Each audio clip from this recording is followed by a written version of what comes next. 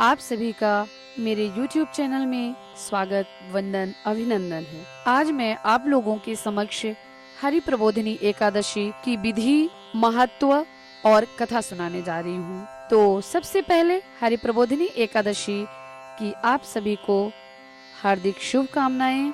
दीपावली के पश्चात कार्तिक शुक्ल पक्ष की एकादशी को देवोत्थान देवउठनी एकादशी होती है। इस दिन सारे घर को लीप पोत कर साफ करना चाहिए। आंगन में खड़िया या मिट्टी और गेरू से बनी रंगोली बनानी चाहिए। आंगन के बीचों बीच गेरू से चित्र बनाकर पूड़ी, पकवान, मिष्ठान, सिंघाड़े, ऋतुफल और गन्ना उस स्थान पर रखकर एक परात से ढक दिया जाता है तथा एक दीपक भी वहां जला दिया जाता है। रात्रि में परिवार के सभी सदस्य देवताओं की भगवान विष्णु सहित पूजा और भजन कीर्तन करते हैं। इसके साथ घंटा घड़ियाल बजाकर भगवान को कहते हैं, उठो देवा, बैठो देवा, अंगुरिया चटकाओ देवा। इस तरह से भगवान को जगाते हैं। कुछ धार्मिक लोग देवोत्थान के दिन तुलसी और शालिग्राम जी का विवाह भी आयोजित करते हैं और कराते हैं। तुलसी के वृक्ष और शालिग्राम की यह शादी पूरे धूमधाम से उसी प्रकार की जाती है जिस प्रकार सामान्य कन्या का विवाह किया जाता है। जिन दंपतियों के कन्या नहीं होती हैं, वे तुलसी का विवाह करके कन्यादान का पुण्य प्राप्त करते हैं। यह शास्त्रों में वर्णित है। तो आइए अब हम सुनते हैं हरि प्रबोधिनी एकादशी की कथा। नारद जी ने जगत पिता ब्रह्मा जी से पूछा, हे पितामह, कार्तिक के शुक्ल पक्ष की एकादशी को भगवान विष्णु 4 मास के शयन के पश्चात उठते हैं। इस एकादशी का क्या नाम है, क्या व्रत का विधान है एवं क्या महत्व है, कृपा पूर्वक हमें बताएं। ब्रह्मा जी बोले, हे देवर्षि नारद, इस एकादशी का नाम प्रबोधिनी एकादशी है। इसे हरि प्रबोधिनी या देव उठनी एकादशी भी कहते हैं। सभी पापों को हरने और पुण्य एवं मुक्तिदायिनी इस प्रबोधिनी एकादशी की महिमा अनंत है। पृथ्वी पर गंगा की प्रभुता और समुद्रों तथा तीर्थों का प्रभाव तभी तक रहता है जब तक कार्तिक की विष्णु प्रबोधिनी एकादशी तिथि नहीं आती।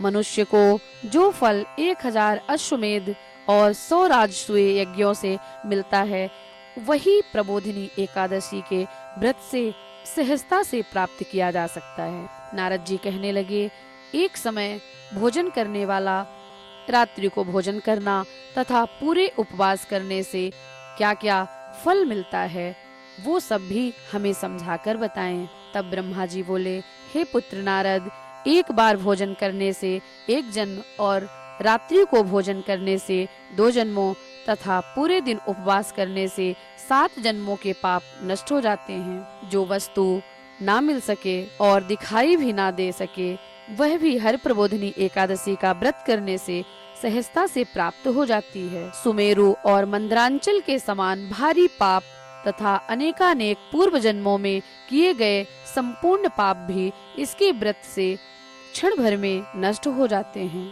विधि पूर्वक थोड़ा सा पुण्य कर्म भी बहुत फल देता है, परंतु विधि रहित चाहे अधिक किया जाए, उसका कोई फल नहीं मिलता। जो गुरु और ब्राह्मणों से अहंकार युक्त बात करता है, वह भी धन और संतान से हीन होता है।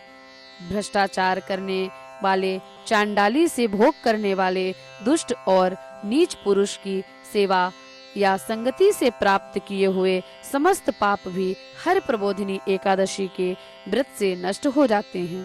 हे नारद, जो मनुष्य अपने मन में हरि प्रबोधिनी एकादशी का व्रत करने का संकल्प मात्र करते हैं, उनके 100 जन्मों के पाप नष्ट हो जाते हैं और जो रात्रि जागरण करते हैं, उनकी आने वाली 10,000 पीढ़ियां स्वर्ग में जाती हैं। ब्रह्म हत्यादि जैसे पाप भी इस व्रत के प्रभाव से नष्ट हो जाते हैं। समस्त तीर्थों में स्नान करने से प्राप्त होता है, वही पुण्य इस एकादशी की रात्रि को जागरण करने से प्राप्त होता है। उसी मनुष्य का जीवन सफल है जिसने इस एकादशी का व्रत किया है। आगे ब्रह्मा जी ने कहा, इस संसार में जितने भी तीर्थ हैं, उन सब के स्नान दान आदि का फल इस व्रत से मिल जाता है। अतः और सब कर्मों को त्याग कर भगवान की प्रसन्नता के लिए कार्तिक शुक्ल पक्ष की इस हरि प्रबोधिनी एकादशी का व्रत सभी को करना चाहिए।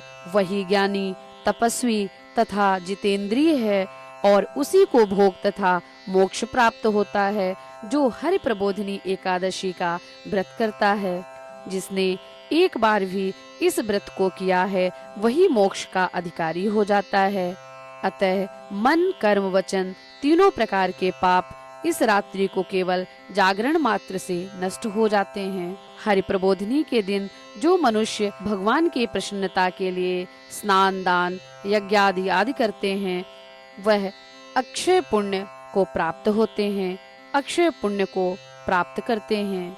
जो मनुष्य हरि प्रबोधिनी एकादशी का व्रत नहीं करते, उनके सब पुण्य व्यर्थ होते हैं। अतः हे नारद, तुमको भी विधि पूर्वक यत्न के साथ इस व्रत को अवश्य करना चाहिए। कार्तिक के पूरे मास में धर्म पारायण होकर जो व्यक्ति अन्न नहीं खाते, उन्हें चंद्रायण व्रत का फल मिलता है। हे देवर्षि नारद, अब मैं तुमसे एक अत्यंत गूढ़ रहस्य की बात कहता हूँ। कार्तिक मास में भगवान दानादि से उतने प्रसन्न नहीं होते, जितने श्रद्धा पूर्वक शास्त्रों की कथा सुनने से होते हैं। कार्तिक मास में जो भगवान विष्णु की कथा का एक या आधा श्लोक भी पढ़ते हैं, सुनते हैं, दूसरों को सुनाते हैं, उनको 100 गायों के दान का फल मिलता है। अतः सब कर्मों को छोड़कर कार्तिक मास में मेरे सम्मुख बैठकर मेरी कथा अवश्य पढ़नी या सुननी चाहिए। इस मास में शास्त्रों की कथा पढ़ने और सुनने से 10,000 यज्ञों का फल मिलता है। साथ ही हमारे सारे पाप नष्ट हो जाते हैं। ब्रह्मा जी के ऐसे वचन सुनकर नारद जी ने कहा, हे भगवान, हरि प्रबोधिनी एकादशी के व्रत की विधि तथा महात्म विस्तार पूर्वक हमें समझाकर कहें। किसी नदी, तालाब, कुआं, बावड़ी या घर में जैसा भी संभव हो स्नान आदि करके फिर भगवान की पूजा करें, कथा सुने और व्रत का नियम पूर्वक संकल्प लें। संकल्प के साथ व्रत को धारण करें, भगवान से विनय करें, हे प्रभु, आज निराहार रहकर व्रत करूंगा, दूसरे दिन द्वादशी को भोजन करूंगा, अतएव आप मेरी रक्षा कीजिएगा। तत्पश्चात भक्ति भाव के साथ व्रत करें तथा रात्रि को भगवान के आगे जागरण करें, नैवेद्य आदि के साथ पूजन करें, अर्चन करें। इस तरह से भगवान प्रसन्न होते हैं। कार्तिक मास में तुलसी से भगवान का पूजन करने वाले के 10,000 जन्मों के पाप नष्ट हो जाते हैं। तुलसी का दर्शन, स्पर्श, नमस्कार, स्तुति, जल से सिंचन प्रतिदिन करना चाहिए। हरि पूजा में पुष्पों के महत्व का वर्णन करते हुए ब्रह्मा जी ने कहा, हे नारद, जो कदम के पुष्पों से विष्णु भगवान की पूजा करते हैं, वे कभी यम के दर्शन नहीं करते। गुलाब के पुष्पों से भगवान का पूजन करने वाले को मुक्ति प्राप्त होती है। प्रबोधिनी एकादशी की पूरी रात्रि को जागरण करें, पूजन, कीर्तन, मंगलाचरण करें। इस तरह से रात्रि जागरण करें और प्रातः काल होने पर नदी में जाके ब्रह्म मुहूर्त में स्नान करें या घर पर ही स्नान करें। नित्य क्रिया से निवृत्त होकर स्नान करें या घर पर ही नित्य क्रिया से निवृत्त होकर स्नान करें और फिर विधि पूर्वक भगवान केशव का पूजन करें। द्वादशी को व्रत की समाप्ति पर ब्राह्मणों को भोजन करावें और दक्षिणा देकर क्षमा याचना करें। इसके पश्चात गौ को ग्रास दें और गुरु को गुरु दक्षिणा देकर पूजन करें। तत्पश्चात स्वयं भी भोजन ग्रहण करें। हे नारद, जो बुद्धिमान मनुष्य इस प्रकार अपने व्रत को पूर्ण करता है, वह कथा पढ़ता है, सुनता है, दूसरों को सुनाता है, वह अनंत गोदान का फल प्राप्त करता है। बोलो हरि प्रबोधिनी एकादशी की जय।